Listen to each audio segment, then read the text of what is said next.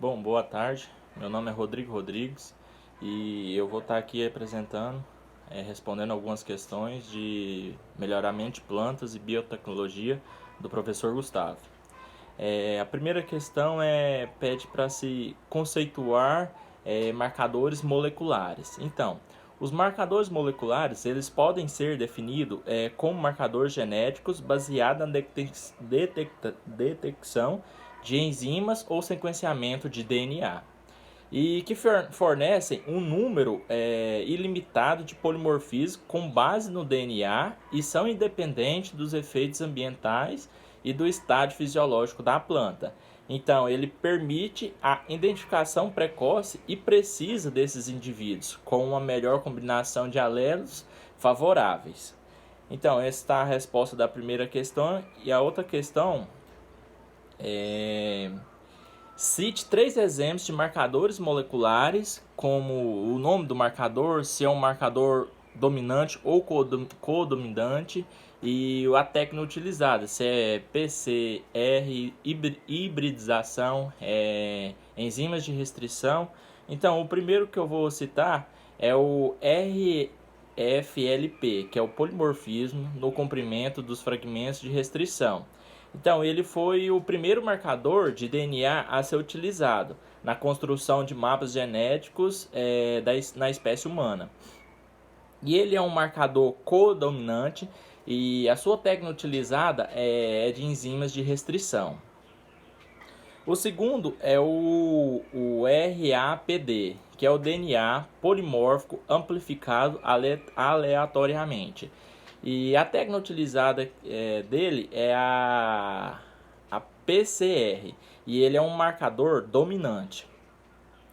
E o terceiro e último é o AFLP, que é o comprimento de fragmento amplificado polimorfismo. Ele é uma classe recente de marcadores que alia a especificidade dos sítios de restrição do RFLP. Então, a técnica utilizada dele é diferente, é a enzima de restrição e é um marcador dominante, como o anterior. E também a terceira e última questão, o professor Gustavo pede citar 3 explicações e vantagens do uso de marcadores moleculares em programas de melhoramento vegetal.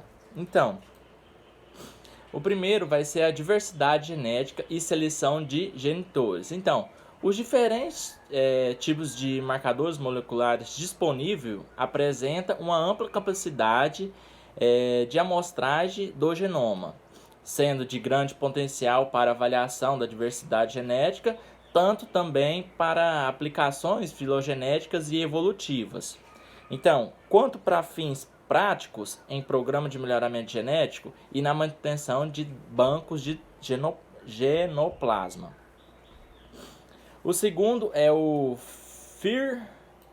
fingerprint e proteção de cultivares. Então, a caracterização de variedades, linhagens ou híbridos por meio de marcadores de DNA tem sido de grande importância na proteção do direito intelectual do melhorista.